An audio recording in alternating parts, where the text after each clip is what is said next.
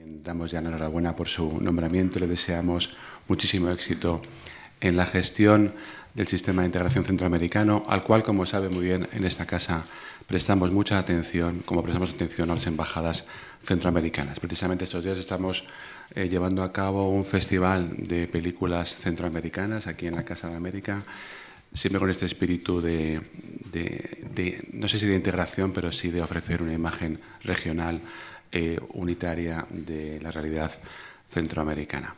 Estamos muy orgullosos de poder tenerle aquí, señor presidente. El presidente Cerezo tiene un perfil más que conocido, ha sido siempre un gran defensor de la integración centroamericana, un gran presidente de su país al que devolvió la democracia y, por supuesto, protagonista de la paz o de las paces de Esquipulas. Ayer, cuando tuve ocasión de saludarle, me dijo uno de los mejores cumplidos que se puede hacer a la Casa de América. Me dijo que cuando viene aquí a esta casa, él se siente en su casa, porque es la casa de todos los latinoamericanos, cosa que le agradezco de verdad, como agradezco que esto sea posible también por la colaboración y el apoyo que nos ofrecen instituciones como la SECIPI y la ECID, representada aquí por el secretario de Estado, y por supuesto los patronos como la agencia EFE. Así que sin más voy a pasar la palabra al secretario de Estado, recordándoles antes que ya saben que en este formato, después de la introducción del secretario de Estado, dará una pequeña charla o conferencia el invitado de unos 20 minutos y después seguirá el turno de preguntas que moderará el señor Sanz y que pueden ustedes formular a través de los boletines que están en sus asientos. Muchas gracias.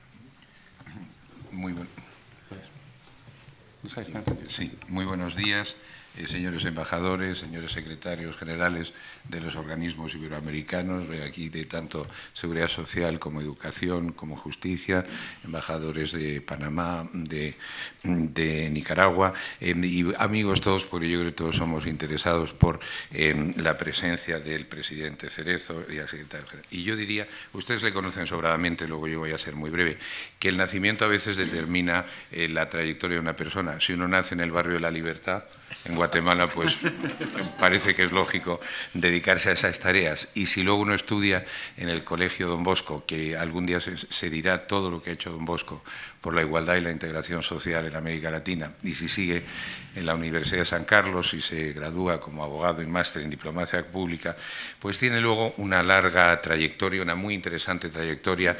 Qué bien que esté usted aquí, presidente, en Casa de América, porque yo creo que es de las personas ilustres que deben y merecen estar aquí. Ustedes saben que es una persona profundamente comprometida con la democracia y con la libertad, en ocasiones atravesando situaciones de peligro, de riesgo físico y que afectaron a muchos de sus colegas y compañeros, que en paz descansen, muy intensos, y que en 1986 hasta 1991 se convierte en el primer presidente democráticamente elegido de esa etapa de la democracia guatemalteca. Y ahí hizo muchas cosas que ahora, presidente, son comunes, son el acervo iberoamericano, la reserva de la biosfera maya o, por ejemplo, el reconocimiento a los pueblos originarios. Bueno, esto ahora ya es algo que sabemos que está en nuestra agenda. No lo era tanto antes y en ese sentido su labor de pionero es una cosa muy importante. Y sobre todo buscador de caminos centroamericanos para la paz con Esquipulas I y Esquipulas II. Esos caminos que llevaron a la pacificación de la región, a la consolidación de la democracia y a la integración regional. Usted continúa muy activo en un importante número de círculos de pensamiento, en la Fundación Esquipulas, en la misión presidencial latinoamericana. Y en una fecha interesante, de nuevo, como lo del Barrio de la Libertad, el 29 de junio de este año, a los 30 años de Esquipulas, los jefes de Estado y Gobierno centroamericanos le confían la responsabilidad de ser el nuevo secretario general del SICA, del Sistema de Integración Centroamericana. En ese sentido, y ya justo antes de terminar, solo decirles que usted viene aquí a una visita de trabajo. Yo le decía que a partir de ahora me convierto en su guardaespaldas. Luego tendremos la entrevista con el ministro de Asuntos Exteriores y mañana la audiencia con Su Majestad el Rey. Y yo creo, lo dirán voces más autorizadas que yo, pero usted va a encontrar una España profundamente comprometida, cualquiera que sean las circunstancias políticas internas, con el apoyo a la integración centroamericana. Del 2003 al 2017 la contribución española ha sido de 58 millones de euros. Hemos terminado la tercera fase del Fondo Común España-SICA, pero creo que si usted está de acuerdo vamos a seguir trabajando en los temas de integración, de fortalecimiento institucional, de seguridad democrática. Hay que ver lo de la alianza con el Triángulo Norte, estuve en la cumbre de Miami, con la estrategia de seguridad. Hay que seguir trabajando en temas de género. Yo digo siempre, entre 12 y 15 feminicidios al día no se vale todavía para la comunidad iberoamericana. Hay que mejorar mucho esas trágicas cifras y entonces usted nos va a tener como aliados. Hablaremos también, hacemos de 2015 una cumbre España-SICA, yo creo que bajo la presidencia pro tempore de la República Dominicana en 2018 la vamos a poder hacer. Pero, en fin, usted, yo digo que su vida quizá profesional y política se articula en torno a 5 palabras: la paz, la libertad, la democracia, el desarrollo y la integración. Usted, la Cancillería guatemalteca, le ha declarado embajador de la paz y con personas como usted nos sentimos todos iberoamericanos bajo el mismo cielo. De manera que bienvenido y le escuchamos con todo interés.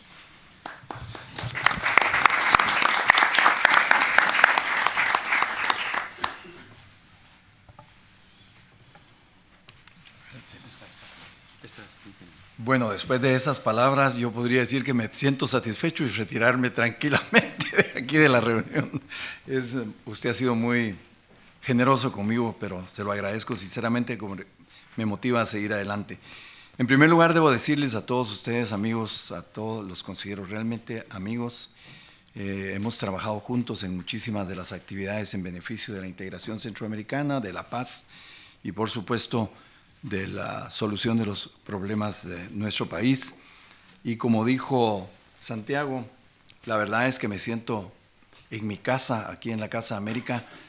No es solo mi presencia, sino que he conversado de esto con muchísimos amigos presidentes, expresidentes y dirigentes políticos de América Latina, y cuando lo invitan a uno a la Casa América, de veras se siente como si estuviera en su casa, en Madrid y en España, que de muchas maneras España para nosotros es un país que lo consideramos cercano a América Latina y profundamente cercano a Centroamérica. Yo creo que el proceso de integración centroamericana que fue relanzado en los años 80 y 90, particularmente en el 91, no tendría todas las características que tiene como probablemente el segundo proceso de integración más importante y más eficiente del mundo después de la Unión Europea, si no fuera por el respaldo, la solidaridad y el cariño que los españoles nos han demostrado. Esto es una cosa que debo dejar patente y hacerlo con todo énfasis y con todo cariño, y la recepción que se nos está dando ahorita demuestra definitivamente esto, y entonces venimos con el ánimo de seguir consolidando esa relación, porque estamos seguros de que una buena relación entre Centroamérica y el Caribe, en la región SICA que nosotros le llamamos, y España garantiza el resultado positivo de los esfuerzos que vamos a seguir haciendo en este proceso.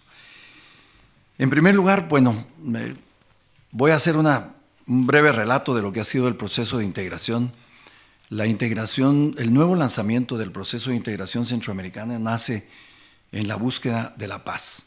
Nosotros vivíamos en los años 80, y ustedes todos saben esa historia, una etapa en la que no solo teníamos guerras internas que se habían venido desarrollando en los últimos 30 años, como el caso de Guatemala. Tuvimos 36 años de guerra, muchos años de guerra en Nicaragua y muchos años de guerra en El Salvador, muchísimos muertos, y las expectativas eran profundamente negativas porque no solo habían habido guerras internas, sino que se planteaba la posibilidad de guerras regionales. Estábamos siendo de alguna manera víctimas de ser envueltos en el conflicto de las grandes potencias, porque que tenían enfrentamientos y búsqueda de control y hegemonía en muchas de las áreas estratégicas del mundo. Y Centroamérica, por supuesto, era una de estas áreas estratégicas, sigue siéndolo. Esa es una de nuestras cualidades y uno de nuestros problemas, porque ha sido la motivación de muchas de las intervenciones de las grandes potencias en el mundo. Desde que los otros países europeos pelearon con España la hegemonía de su mar interior, que era el Caribe y América Central, hasta la época de las invasiones privadas o fomentadas de los americanos, la presencia de los ingleses en varios países, etcétera. Todo fue una manifestación de la importancia estratégica que tiene Centroamérica para las grandes potencias del mundo. Y ahora nosotros nos estamos dando cuenta la importancia que tiene para la región centroamericana ser realmente y convertir a Centroamérica en una región estratégica. Estos 30 años de guerra culminaron en una invitación hecha por el gobierno de Guatemala y el presidente de la época, que era yo, servidor de ustedes. Eso lo digo en broma porque, pero es cierto, los invité en mi discurso de posición para reunirnos y discutir la posibilidad de detener la guerra regional.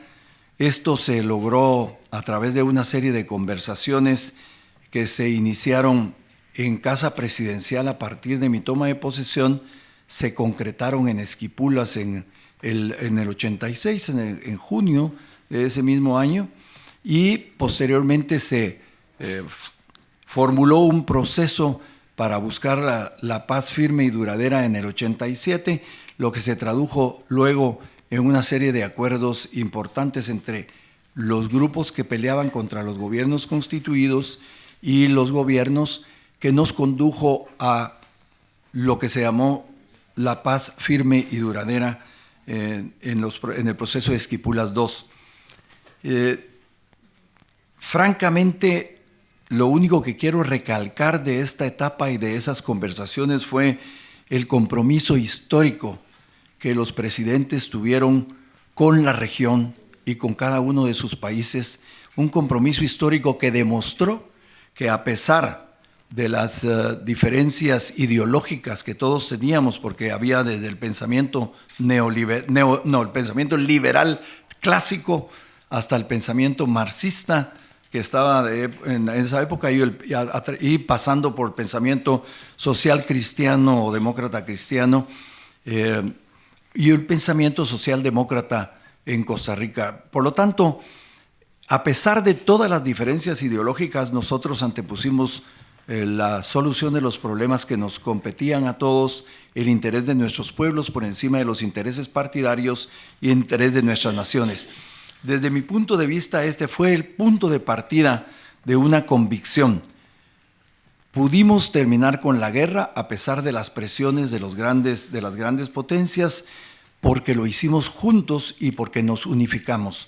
Y esto inspiró al lanzamiento del nuevo proceso de integración basado en los logros que se habían obtenido en los años 50 en la búsqueda de un nuevo modelo de desarrollo para la región, a través de lo que le llamó CEPAL en aquella época, un proceso de sustitución de las importaciones y que creó la economía y la base del mercado común centroamericano. A partir de eso surge el protocolo de Tegucigalpa en 1991, un acuerdo de los presidentes para establecer un sistema de integración centroamericano.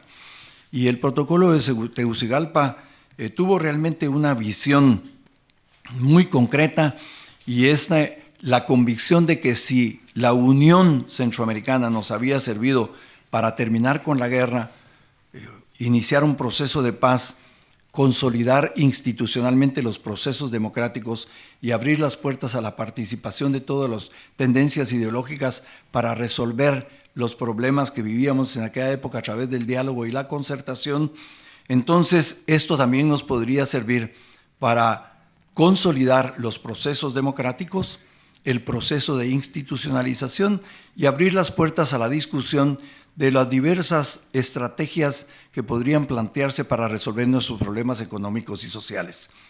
Y en la búsqueda de esas soluciones nos encontramos, por supuesto, en el camino de nuevo con España. España ha jugado un papel interesantísimo desde el principio de los acuerdos de paz. Es importantísimo señalar que la primera reunión en los acuerdos de paz que se realizó entre un grupo guerrillero y el gobierno de turno, el grupo guerrillero de Guatemala, la Unión Nacional Revolucionaria Guatemalteca, la Unión Revolucionaria Nacional Guatemalteca y el gobierno y mi gobierno, fue aquí en España. La primera reunión que se realizó en la búsqueda de los acuerdos de paz de América Central, Y es increíble, pero las reuniones se realizaron en el Escorial, o sea, un lugar muy apreciado en el cual yo cuando hice mi visita oficial a España también me quedé.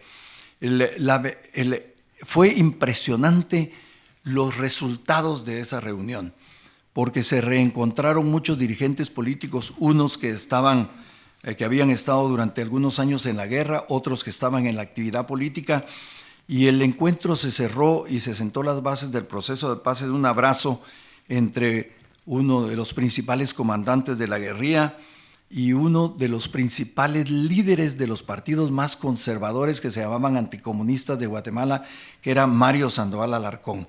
Ese abrazo indicó entre las dos extremas que planteaban la discusión política de la época y hasta la guerra, el primer paso para una paz que efectivamente se convirtió en una paz firme y duradera. Pueden haber muchísimas discusiones en este momento en América Central, muchas diferencias de criterio, algunas desconfianzas por las operaciones que se pueden realizar, pero nadie piensa que podría volverse a plantear una situación de guerra o una solución de conflictos a través de la violencia o de los enfrentamientos armados. Por lo tanto, hoy por hoy, 30 años después, vamos a cumplir este año, el año entrante, 30 años de haber suscrito el último de los acuerdos de Esquipulas. América Central se ha convertido en una región de paz, una región de convivencia, y nosotros estamos ahora a través del proceso de integración centroamericana tratando de convertirla en una región de oportunidades para invertir de parte de todo el mundo y para resolver los problemas que estamos viviendo. En el curso de ese proceso y con el acompañamiento de España, nosotros fortalecimos las instituciones del proceso de integración centroamericana. Pero sucedieron una serie de hechos y de circunstancias que nos complicaron las cosas y nos rompieron los planes que nosotros estábamos haciendo para el futuro. En primer lugar, el consenso de Washington, que condujo a producir en la búsqueda de un crecimiento económico más acelerado para nuestros países, condujo a que se produjeran dos fenómenos que sentaron las bases de algunos de los problemas posteriores. Uno de ellos era el predominio del mercado y el debilitamiento de la presencia de los gobiernos, que en esa época se miraba como una verdad necesaria, pero que nos condujo a que los gobiernos empezaran a perder protagonismo en la solución de los problemas, y se esperaba que un poco los problemas se fueran resolviendo por la vía del crecimiento económico y de la libertad del mercado. Esto era una tesis, como todas las tesis y todas las teorías, pues la realidad a lo largo de los años se encarga de demostrar si ellas son eficientes o si fueron errores que se cometieron. Para nosotros en América Central, de esto que sucedió, se produjeron también dos fenómenos que fueron la base de los problemas que estamos viviendo en este momento. Uno es efectivamente un alto crecimiento de la capacidad económica de los sectores privados. Eso es indudable. Centroamérica se ha convertido en un lugar de empresas multimillonarias con mucha capacidad de inversión, pero como es natural, la extrema concentración de riqueza en ciertos sectores produjo, porque no habíamos resuelto el problema de las estructuras de carácter social adecuadas para resolver todos los problemas que habíamos acumulado a lo largo de los años, y el debilitamiento de los estados, se produjo la concentración extrema de riqueza, un debilitamiento de la clase media y un aumento de la pobreza extrema en otros sectores de la población.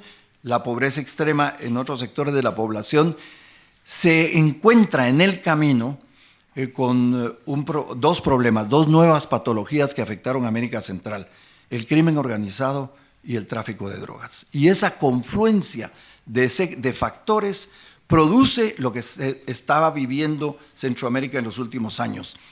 La pobreza extrema conduce a que el crimen organizado contrate a enormes grupos de jóvenes para involucrarse en la violencia y en la criminalidad, y esto pues naturalmente crea la problemática de las pandillas, y si a eso le sumamos los primeros envíos de los norteamericanos de regreso de los migrantes a nuestros países, pues se va creando todas las condiciones de lo que se llama ahora una tormenta perfecta. Nosotros somos un canal de paso de los estupefacientes para los Estados Unidos.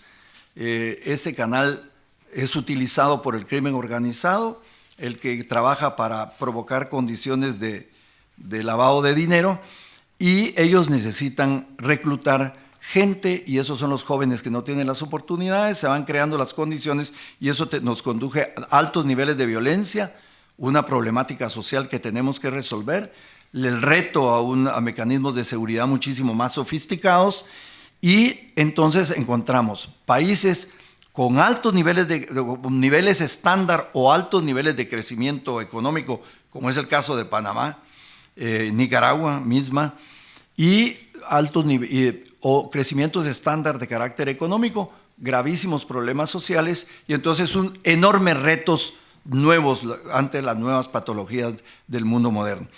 Ante esto, nosotros nos hemos ratificado en una cosa, y es que nuestras economías tienen un tamaño que no son suficientes para producir los recursos necesarios que nos permitan enfrentar esta enorme problemática complicada. En una reunión que acabamos de tener en Nicaragua, en donde se reunieron la Comisión Coordinadora de los Esfuerzos Regionales de las Policías y de los Ejércitos, nos dimos cuenta que se habían obtenido enormes resultados en los grupos de cooperación que ahora estamos tratando de combinar con los organismos de justicia en el último acuerdo que hicimos en el sistema centroamericano con la Comisión Centroamericana de Organismos de Justicia, pero que se estaba consumiendo ese esfuerzo de la región centroamericana, un poco más del 4% del Producto Interno Bruto, solo en los esfuerzos para el control del crimen organizado, y esto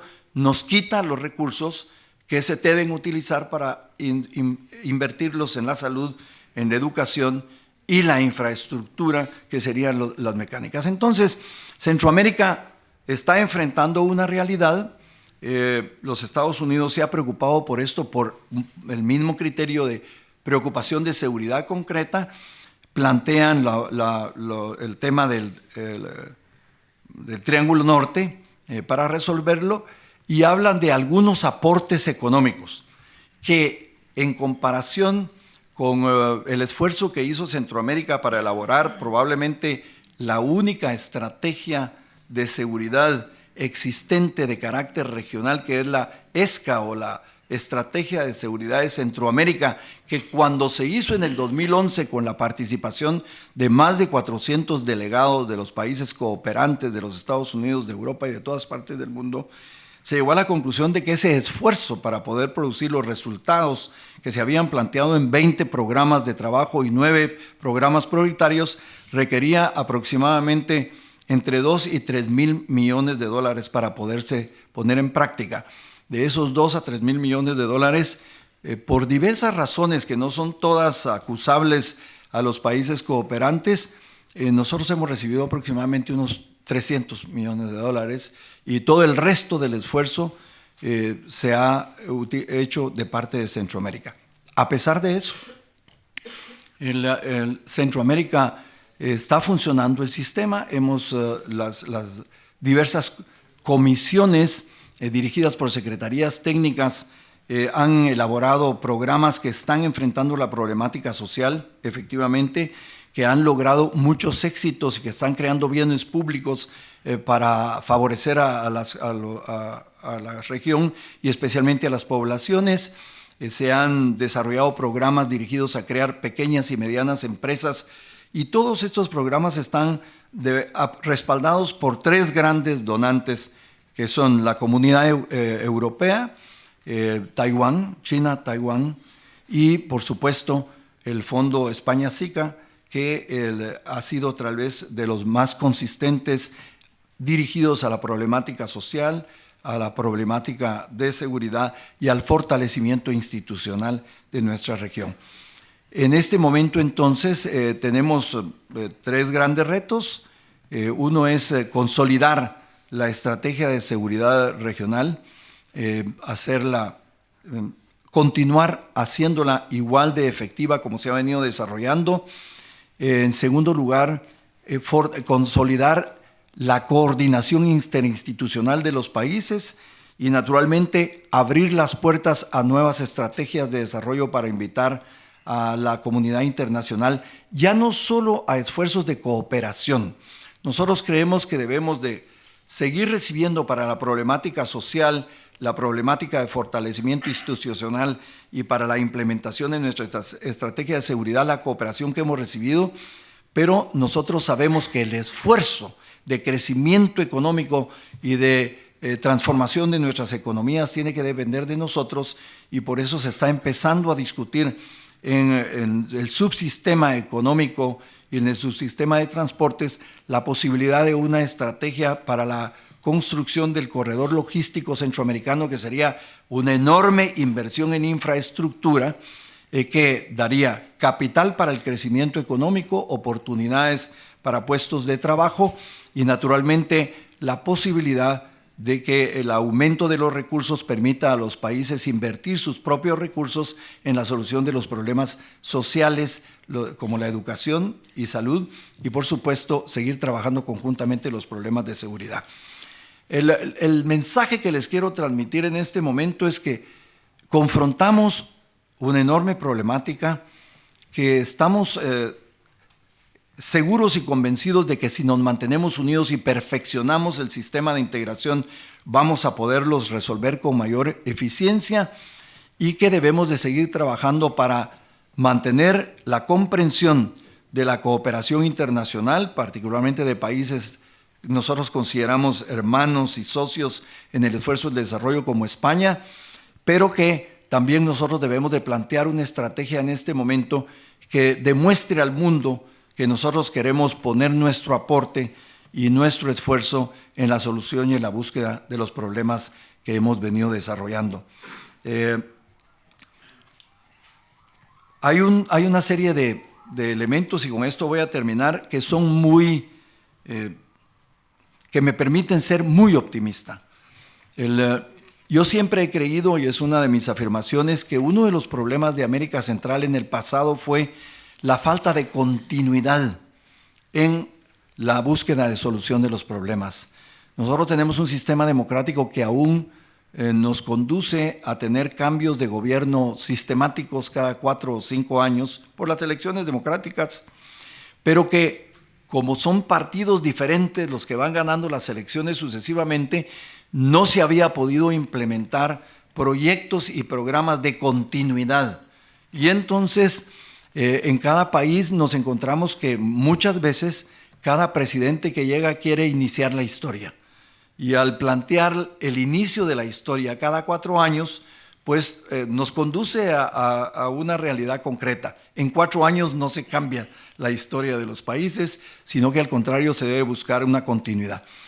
En los últimos años, a partir del año 2001, y que se fue concretando en otras reuniones más recientemente, los presidentes, precisamente es un esfuerzo que se inició en Madrid, en el Consenso de Madrid en el año 2001, empezaron a buscar procesos de continuidad de los cambios que se tienen que venir realizando, y estos procesos de continuidad se pusieron en marcha en el acuerdo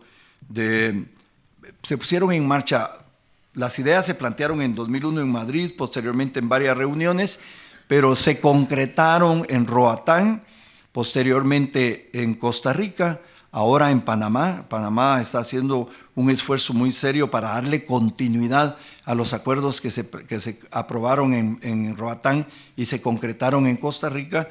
Y en este momento la República Dominicana está ya preparando su próxima presidencia pro tempore en alineamiento con los 5 pilares de la integración que se establecieron como prioridades estratégicas en América Central y con los ODS, o sea, para estar en sintonía con los esfuerzos que el mundo está haciendo para enfrentar los problemas globales que estamos viviendo en este momento. Y esa continuidad es la que nos permite ser optimistas, estar resolviendo algunos de los problemas y creer de que de nuevo, es decir, ratificar el pensamiento histórico que nos ha mantenido unidos, de que la unión de Centroamérica y del Caribe es la que nos va a permitir sacar adelante la problemática que estamos viviendo, que es grave, pero que tiene que tener una solución para beneficio de los pueblos de la región. Así que les hago esta exposición de carácter general, no quise insistir en los detalles históricos. Agradezco muchísimo las palabras de Fernando y la recepción que me han dado aquí en la Casa América, y estoy aquí para poder ampliar mi intervención con las preguntas que ustedes consideren oportunas. Muchas gracias.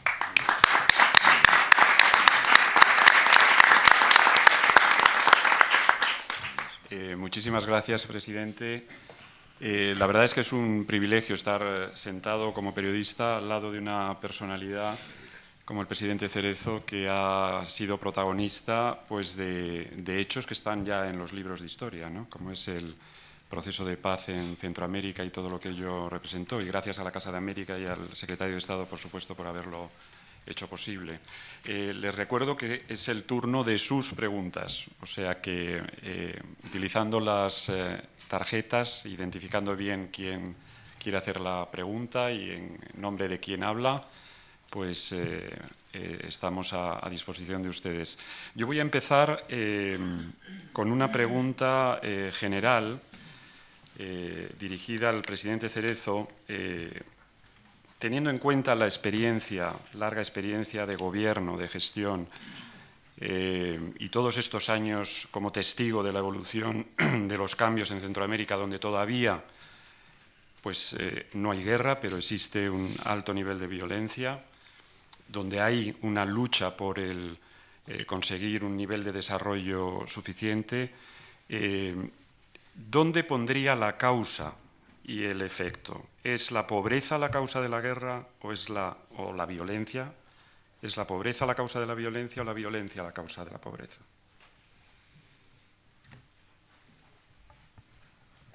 Bueno, empezamos con esa pregunta que yo creo que es clave, definitivamente. Yo creo que ambos factores se unen y depende de las circunstancias históricas. Yo creo, en este momento, yo tengo la impresión de que la causa de la violencia es la pobreza, la extrema pobreza.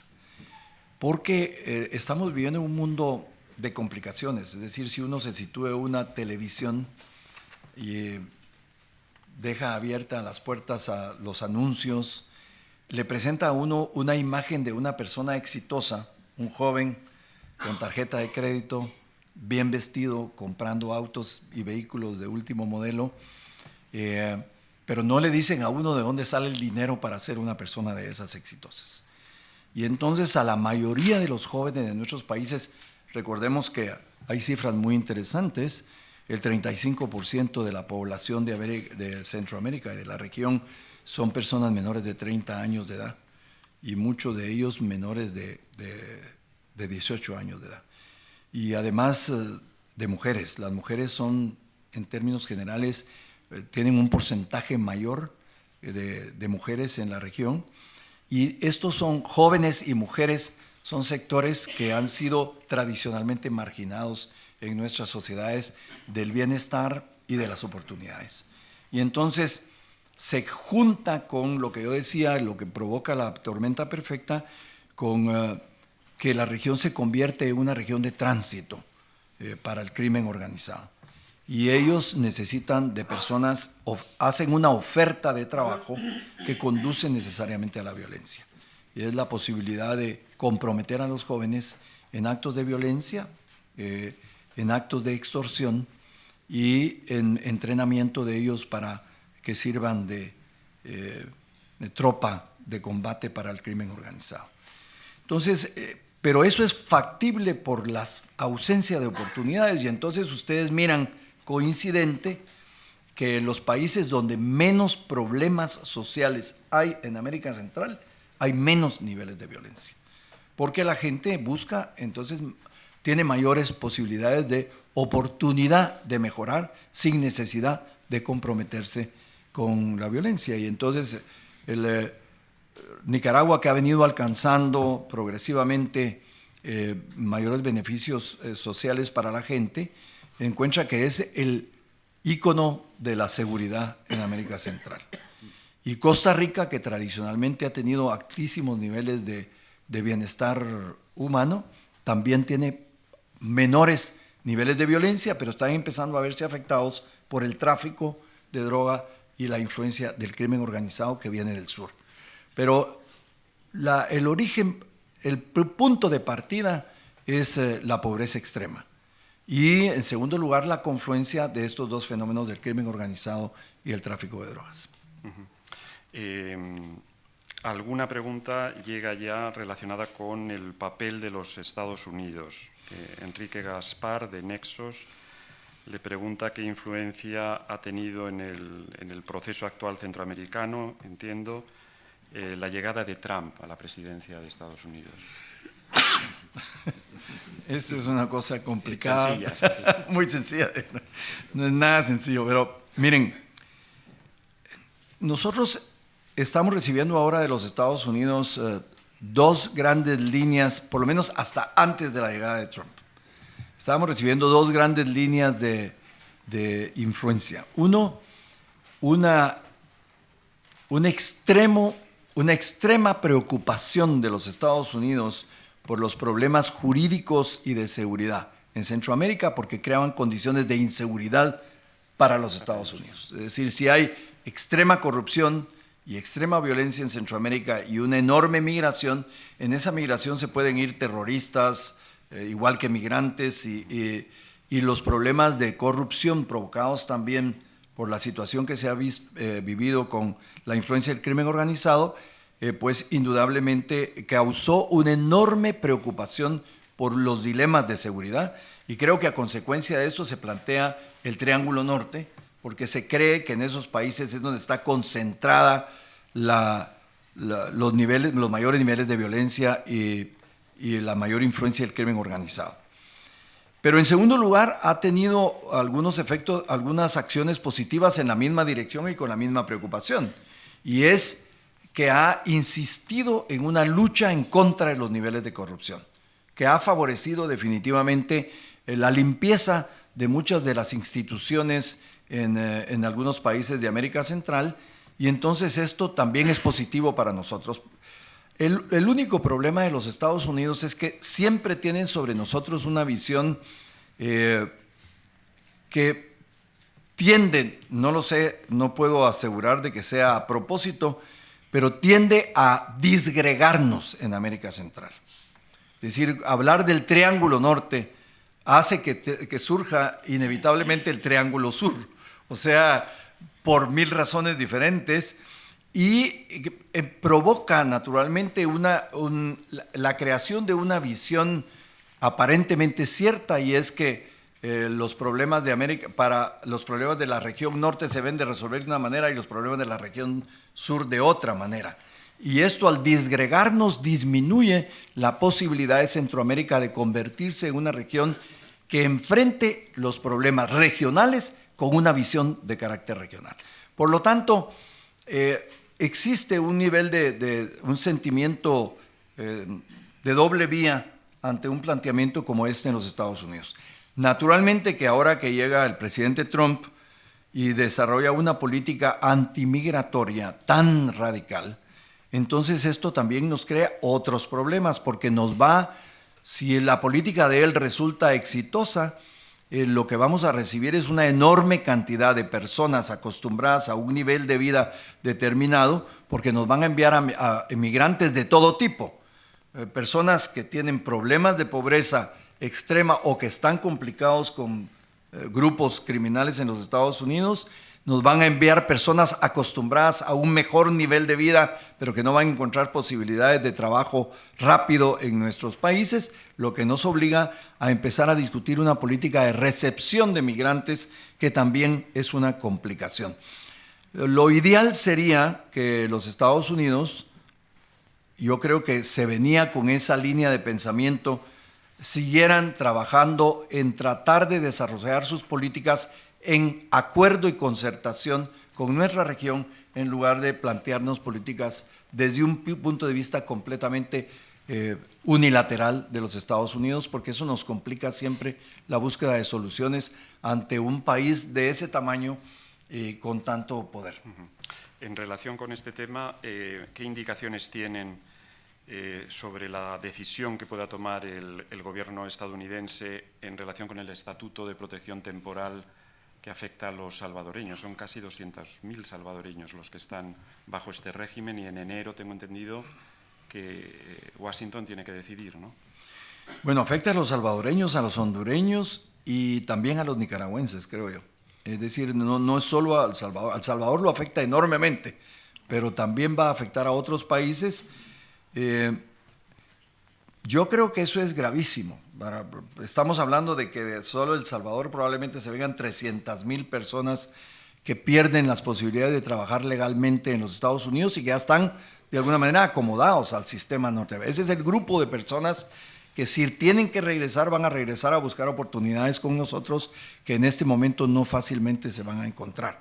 Eso es una carga para los gobiernos que vamos a tener que enfrentar. Por eso yo digo, en términos generales, yo creo que Centroamérica está haciéndolo, abrir la discusión sobre los migrantes, pero no solo el tema humanitario de los que se van, sino que los migrantes que retornan y a los que hay que crearles nuevas oportunidades, que si lo hacemos correctamente podrían convertirse en mano de obra mejor calificada que nos pudiera servir si ponemos en marcha un plan de trabajo, una estrategia económica de desarrollo que abra las oportunidades para mayores niveles de trabajo.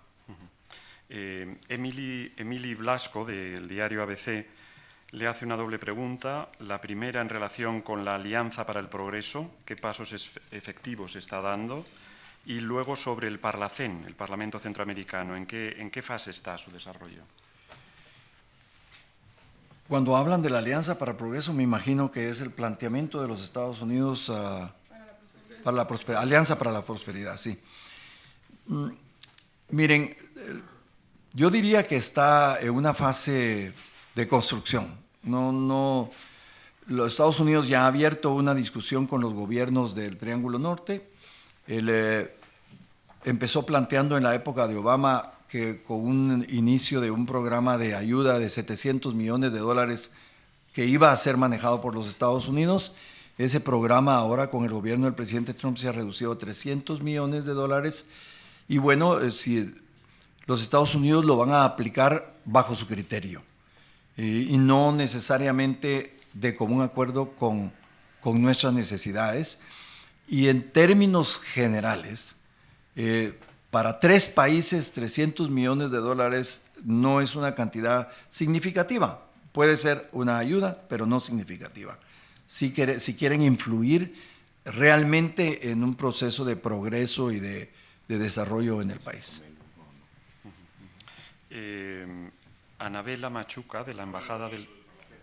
Perdón, el Parlacén pendiente. El Parlacén fue creado con la idea de abrir un diálogo, de crear una institución. El nacimiento del Parlamento Centroamericano fue creado con la idea de abrir una institución de diálogo político plural y como tal funcionó perfectamente bien.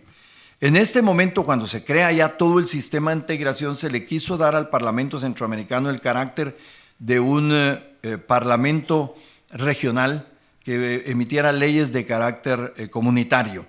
No se ha avanzado mucho en eso. Los presidentes y los congresos de la región tienen dudas de asignarle atribuciones vinculantes a una institución de carácter regional y no se ha sentido la necesidad en este momento del Parlamento porque el protocolo de Tegucigalpa establece que las decisiones de los presidentes y las decisiones del sistema tienen carácter vinculante y obligatorio en la región. Probablemente si logramos desarrollar ese proyecto, esa estrategia de inversión en altos niveles para la infraestructura y se requiera tener acuerdos internacionales con empresas que les garanticen el Estado de Derecho y normas de carácter regional y no solo normas de carácter individual, el Parlamento se convertiría en una necesidad y como todas las instituciones políticas funcionan cuando son necesarias y no necesariamente cuando se tratan de crear sofisticadamente. Funcionó cuando fue necesaria para el diálogo político. No se ha llegado a la conclusión en este momento de que sea necesario para ponerse en marcha. Está funcionando, pero no con decisiones vinculantes. Sigue siendo una institución de recomendaciones. Y creo que va a funcionar cuando realmente se sienta la necesidad de un derecho comunitario que seguramente va a ser en el futuro. Decía, de la Embajada de El Salvador le piden que especifique sus grandes apuestas como secretario general del SICA para el fortalecimiento de la integración regional. Yo creo que las grandes apuestas, o diga, los grandes retos que yo he recibido ahora con el proceso, con la asignación de la Secretaría General, está fundamentalmente en 3 áreas. La primera es en lo que nosotros le llamamos integrar la integración. O sea, coordinar el esfuerzo de todas las instituciones de la integración en la dirección de proyectos de naturaleza regional. Ese es el esfuerzo de coordinación que me han asignado, la tarea que me han asignado los presidentes. El segundo gran esfuerzo es vincular a la gente, hacerla partícipe del proceso de integración. Los procesos de integración, y eso se ha demostrado también en Europa, cuando la gente no percibe sus beneficios y no vincula a las instituciones jurídicas los beneficios que está recibiendo, entonces los separa o se los asigna a los gobiernos o a programas específicos, pero no se dan cuenta de la importancia del proceso que se está viviendo. Comentábamos el otro día que una persona que ha sido beneficiada por el programa Erasmus de Europa, le preguntaron sobre la integración europea, sobre la Unión Europea, y él se expresó no necesariamente en forma positiva sobre la Unión. Y él le dijo, bueno, ¿y el programa Erasmus? Bueno, ese es el programa Erasmus, pero no necesariamente es la Unión Europea. Y eso nos pasa en Centroamérica. El proceso centroamericano está teniendo muchísimos éxitos.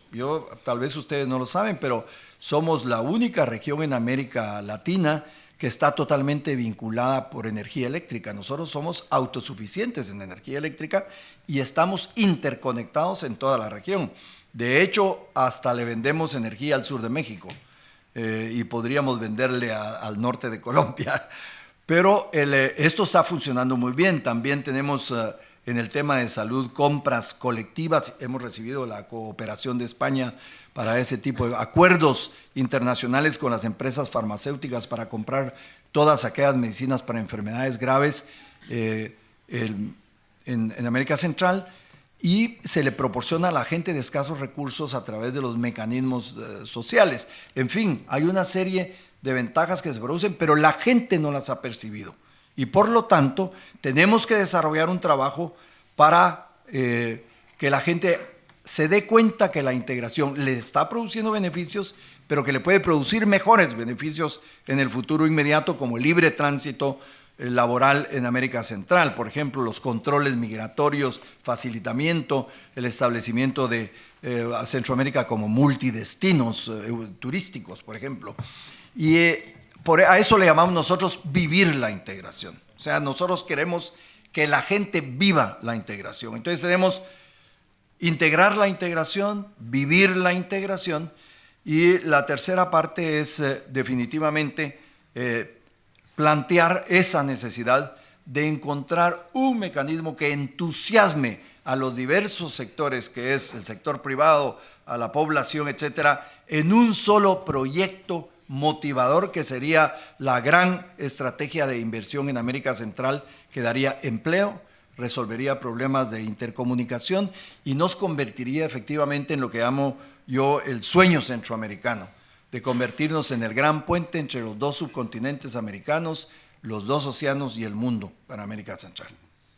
En relación con el futuro y sus planes, Roberto Cuñat, creo leer, de la Fundación CDI, le pregunta cómo se va a organizar en la nueva etapa el enfoque de los 3 donantes o de los 3 fondos a los que ha aludido, la Unión Europea, lo que aporta China, Taiwán y el fondo movilizado por España. ¿Va a haber más especialización? Por ejemplo, el Fondo de España pregunta, ¿va a seguir ocupándose de la parte de seguridad? Hay una cosa que es importante indicar. La verdad es que el fondo más eficiente en términos de algunos de los programas importantes de la región es el Fondo España, por la relación histórica que España tiene con América Latina y con América Central, con Centroamérica en primer lugar. Y por esa razón hay una muy buena cooperación, yo diría, entre la ayuda europea y el Fondo España. De hecho, hay parte de la cooperación europea que se llama cooperación delegada, que se utiliza especialmente en el tema de seguridad y en otros programas de coordinación de esta naturaleza. Taiwán funciona con otra mentalidad y otra dirección. No creo que haya ahí por ahora posibilidades de coordinación, sino que más bien de acuerdos para destinar los fondos a programas específicos. Pero el programa de la Unión Europea y el Fondo España se dedican a la parte social, a la parte de seguridad y por supuesto al fortalecimiento institucional, especialmente en lo que se refiere a la capacidad de coordinación y de ordenamiento del sistema de parte de la Secretaría General. Y nuestro compañero Eduardo González, de la publicación The Diplomat in Spain, ahora que no nos oye el secretario de Estado, le pregunta qué asuntos concretos va a plantear estos días al gobierno español. Ninguno. Voy a hablar con ellos de la importancia de darle continuidad a los programas y de que nos demos cuenta de que este fondo sigue siendo muy importante para nosotros, pero las cantidades son cosas que no se discuten entre caballeros y entre personalidades, sino que de eso no se platica. No, es más bien la intencionalidad, el compromiso y el efecto positivo que ha producido en términos de solidaridad y de sentimiento de confianza entre España y Centroamérica. Una pregunta relacionada con Europa, porque aquí los europeos tendemos a ufanarnos mucho de nuestro modelo, de lo que hemos conseguido, que sin duda es espectacular y que eso puede ser un ejemplo para otras regiones. ¿Qué pueden aprender o qué podemos aprender los europeos de la experiencia centroamericana? Esa sí es una pregunta complicada, pero yo diría que lo que tienen que aprender es que tienen que mantener el sistema si no quieren tener los problemas que nosotros tenemos ahorita. Quería preguntarle yo también, uno de los objetivos, uno de los pilares, los llaman, de la integración, es la cuestión medioambiental. ¿Qué se está haciendo?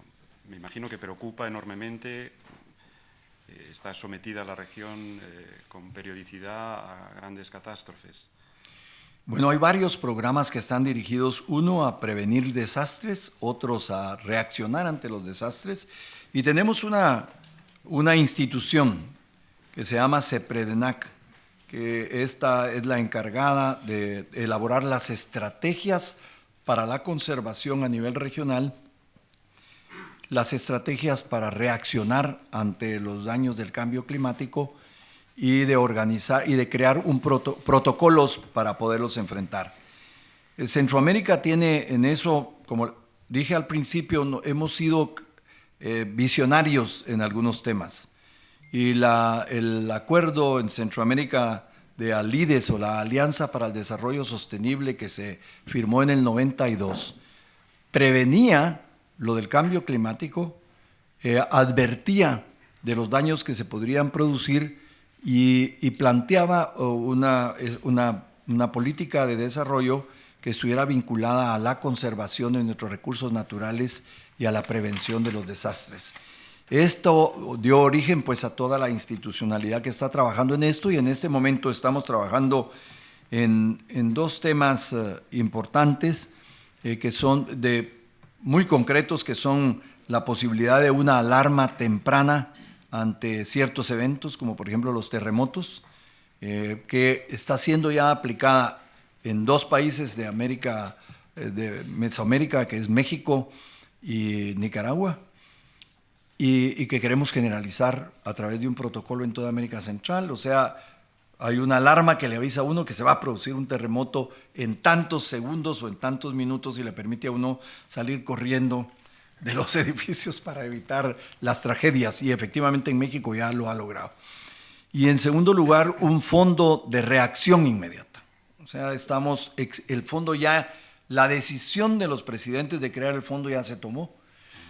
Y la idea es, de nuevo, con ese espíritu de mandar un mensaje positivo a la comunidad internacional, se va a tratar de crear entre los países un fondo propio de reacción inmediata y después pedir una contrapartida a la comunidad internacional en consecuencia a que nosotros somos las víctimas de algunos de los errores que se han cometido en otros países del mundo.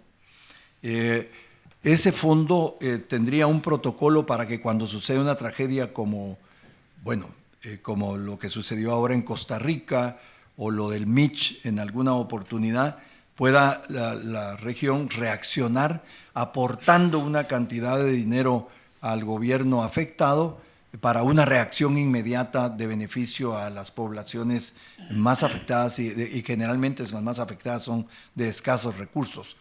No digamos una tragedia como la de Puerto Rico, si va mucho más allá, pero si Puerto Rico hubiera tenido un protocolo que no incluyera el permiso de Trump para los barcos a llevar apoyo inmediato que tardó 10 días en producirse, o la dependencia de un país muy fuerte, pero que tiene muchos mecanismos y trámites para aportar la solución del problema de energía eléctrica. Creo que tienen ellos 2 meses en este momento de no tener energía eléctrica ni nada. Entonces eso es una tragedia que nosotros quisiéramos evitar en nuestros países, sino que tratar de proveer una reacción inmediata. Entonces sí, nos hemos alineado, por supuesto, a los ODS y estamos empezando a plantear en el Fondo Verde y en el Fondo Azul la posibilidad de trabajar en la idea de presentarles proyectos de conservación y de cuidado de nuestros recursos naturales en el mar Atlántico, o sea, en el Caribe y en el mar Pacífico, porque somos, como todo el mundo sabe, somos el 2% del territorio mundial, pero tenemos el 8% de la diversidad. Y eso es una tarea importantísima para el mundo, que nos encarguemos de conservarla con la ayuda del mundo, por supuesto. 2 últimas preguntas. Una de ellas es más bien una sugerencia, se la dirige la representante de la Secretaría General de la Organización Iberoamericana de Seguridad Social, y dice que con su clara apuesta por concretar la integración en beneficio de la gente, le sugiere promover la ratificación del Convenio Multilateral Iberoamericano de Seguridad Social que protege a los trabajadores migrantes para que no pierdan sus derechos de seguridad social. Eso me ha parecido una excelente idea y aceptamos definitivamente desde que se planteó públicamente, eso consideramos una tarea humanitaria fundamental, y por supuesto aceptamos la sugerencia para someterlo a consideración y empujar el proyecto. Y Vicente Romero le pregunta a propósito de la situación logística en la región, si existe desde el SICA algún plan para impulsar esta cuestión, promover la integración a nivel intrarregional en lo logístico. Sí existe, es decir, a eso me refería yo cuando hablaba de la inversión en infraestructura. Se ha elaborado un plan que se llama el proyecto del Corredor Logístico Centroamericano.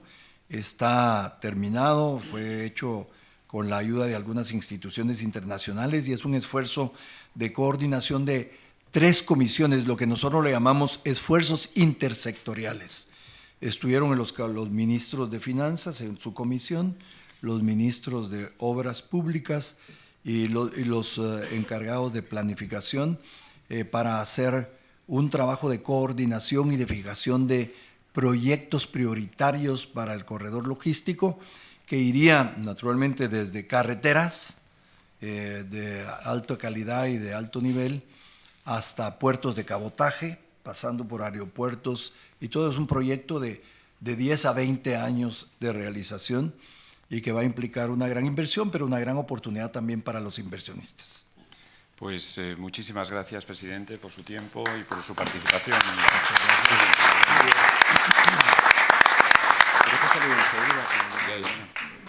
Pues yo solo quiero agradecer de nuevo a la Casa América, a Fernando, a Santiago y por supuesto la presencia aquí de Efe, que siempre es fundamental para estar enterado de las cosas que pasan en el mundo. Muchas gracias. Gracias.